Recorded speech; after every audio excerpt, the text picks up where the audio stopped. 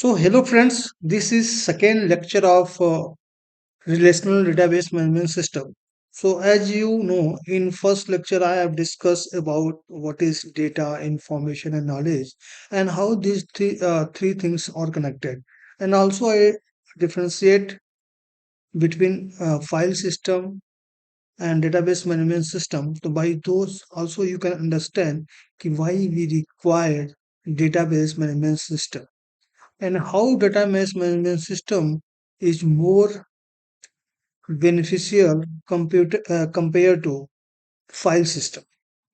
So all these points we have already discussed. Now this is second lecture. In second lecture, we will discuss about component of database management system and database architecture. So these two things we are going to discuss in the second lecture.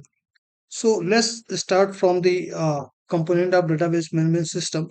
So this is basically a view of data management system. So here you can see there are various components, and these components are very much required to carry the operation of data management system.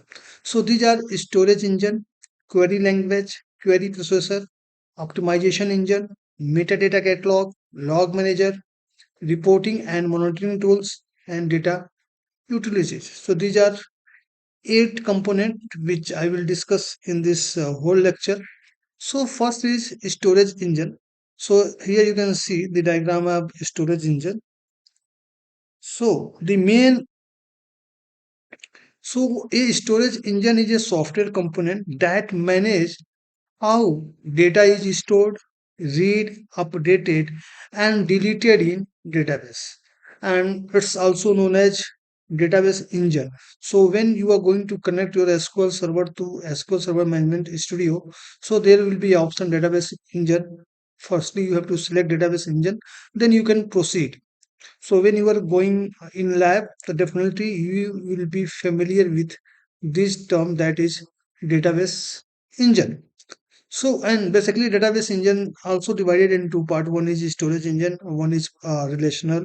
So relational model just process the command and queries, and storage engine is a component that manage how data is stored.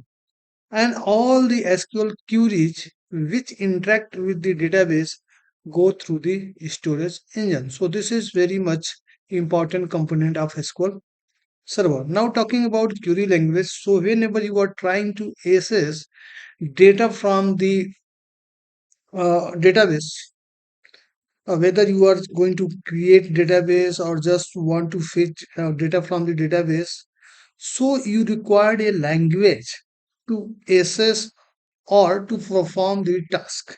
So we have two language. One is a structured query language, that is SQL, and second is MongoDB query language, that is MQL. So this language is very much important and used to interact with the database. And the query language functionality can be further categorized according to specific tasks. First one is data definition language, so that is called DDL. So this type of command used to define database schema or modify the structure of database object, that is create, alter, and drop. Second is data manipulation language. So this type of command directly deal with the data in database as like select, insert, update, and delete. Data control language. This deal with the permission and other access control of the database, that is grant, revoke, and deny.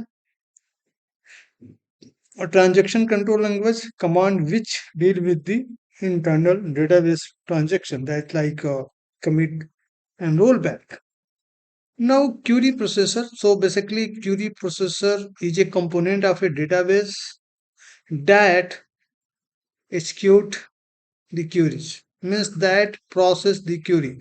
So the query processor interprets the queries of user and make them actionable command that can be understood by the database to perform the appropriate functionality. So basically query processor is a component which process the query, and the firstly the processor accepts the query from the user and interprets into actionable command, and that can be understood by database, and according to that command, database perform the appropriate functionality.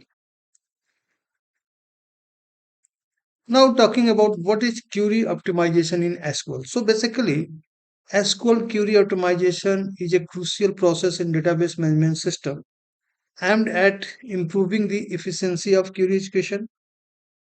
It involves choosing the most efficient way to execute a given query by considering various possible query plans. So query optimization ensures that the database system can handle large amount of data and complex queries swiftly and effectively, reducing the overall time and resources needed for the querying processing. So here you can see top 10 SQL query optimization. So here you can see use select instead of select star. So select star means suppose there is a table, and table you have created 20 columns. Okay, and each column have some data. Okay, when you are writing select star means this statement is going to fetch all the record whichever present in this table.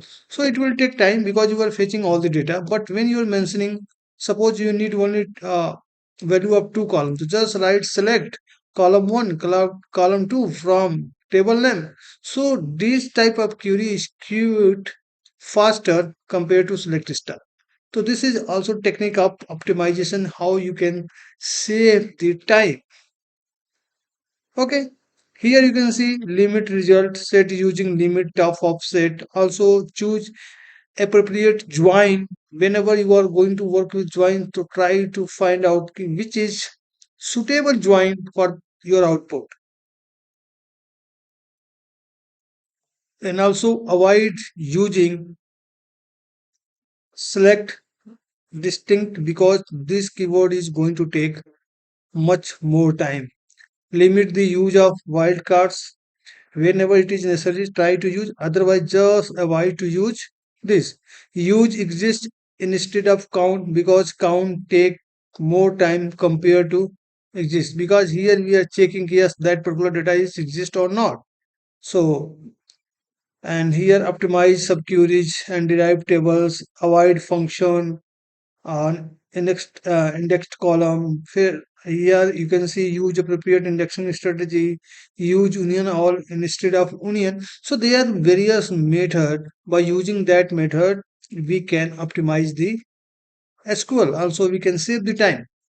Now talking about metadata catalog. So basically, this is centralized catalog all the object within the database. When an object is created, the database management system keeps a record of that object with some metadata about it using the metadata catalog. And this record can be used to verify user request to appropriate database object, provide an overview of the complete database structure. So now, what is metadata? As per the layman language, we can say in easy language. So metadata is information that describe the other data. Okay. Now, log manager, basically, this component will keep all the logs of database management system. Means whenever anyone logging or just trying to access any data, the log of that particular user will be stored in the log manager. So whenever you want to check who have access your data by using log manager, you can check. Now, reporting and monitoring tool. So basically, this tool is used to generate the report according to user. And in addition to all the above, most database management software come with additional inbuilt utilities to provide functionality such as data integrity check, backup of resource, simple database require, and database validation. Now, this is a very much important topic. Now we are going to discuss a database architecture. So there are three type of architecture. One is one tier architecture, second tier architecture, and three tier, you can say three tier architecture. So basically, what is database architecture? So database architecture is a representation of database management system design, and it's help to design, develop, implement, and maintain the database management system. So a DBMS architecture allows dividing the database system into individual components that can be independently modified, changed, replaced, and altered. It also helps to understand the components of the database. So the bigger benefit of architecture is that if your database divided in different type of architecture or components, so you can change a component by disturbing the other connected component. So this is really very helpful, and a database store critical information and help access data quickly and securely. Therefore, selecting the correct architecture of database management system helps in easy and efficient data management. So whenever you are going to design or you are going to make an application, so just think before choosing the correct architecture, because this is very much important for developing your application or software. Now, talking about one tier architecture. So, one tier architecture is a database management system. One tier architecture in database management system is the simplest architecture of database, in which the client, server, and database all reside on the same machine. A simple one-tier architecture example would be anytime you install a database in your system and access is to practice SQL queries. So basically, this is best example of one-tier architecture. Means whenever you are installing SQL Server, just opening a right SQL query. So this is example of one-tier, because everything you are doing in a simple window. This enables us to directly interact with the relational database and execute operation, but such architecture is rarely used in the production. The industry would use this architecture, they logically go for second tier and third tier architecture. Okay, so nowadays, none of the company try to use this type of architecture because there is no any use of this type of architecture in modern days. That's why mostly company or industry, you can say, go for second tier and three tier. So what is advantage of one tier? So as we can say, simple architecture. This is also very cost effective and easy to implement. Now we're talking about uh, two tier architecture. So the two tier architecture is likely, client server application. So there are two part. One is client tier. Second is database tier. So the direct communication takes place between client and server. So there is no intermediate between client and server. The application at the client and indirectly communicate with the database on the server side API, like uh, ODBS and JDBS are used for this interaction. And the server side is responsible for providing query processing and transaction management functionalities. On the client side, the user interfaces and application programs are run. The application on the client side stabilizes a connection with the server side to communicate with database management system. Now, what is advantage of two-tier architecture? So, first one, easy to access. Two-tier architecture makes easy access to the database, which makes fast retrieval. Low cost two-tier architecture is cheaper than three-tier architecture. Easy deployment, two-tier architecture is easier to deploy than the three-tier architecture. Simple two-tier architecture is easily understandable as well as simple because of only two components. Now, this is most important and most widely used database architecture, that is three-tier architecture. The three-tier architecture contains another layer between the client and server.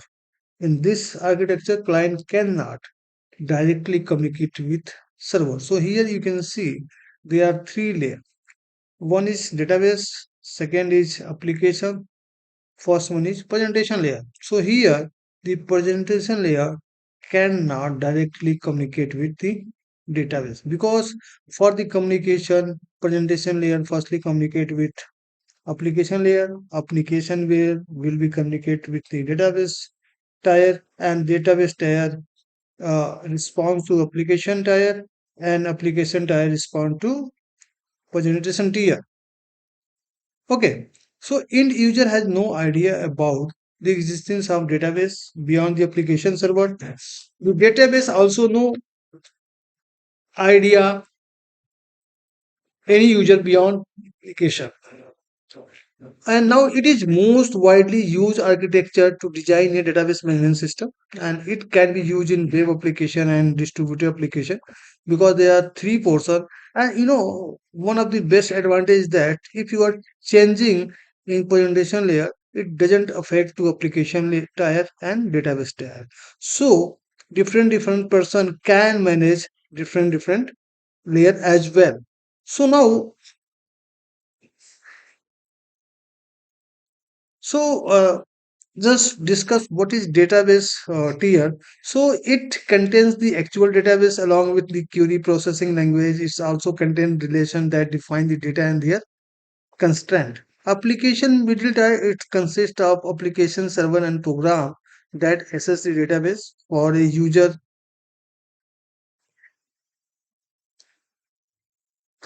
this application tier present an abstract view of database. End user are unaware of any existence of the database beyond the application. At the other end, the database tier is not aware of any other user beyond the application tier. Hence, the application layer sits in the middle and acts as a mediator between the end user and database. Now, talking about presentation tier, so end user operates on this tier and they know nothing about any existence of no database beyond this layer. And this layer, multiple views of database can be provided by the application, and all the view are generated by application that reside in the application tier. So what is advantage of for three tier architecture? So one is faster development.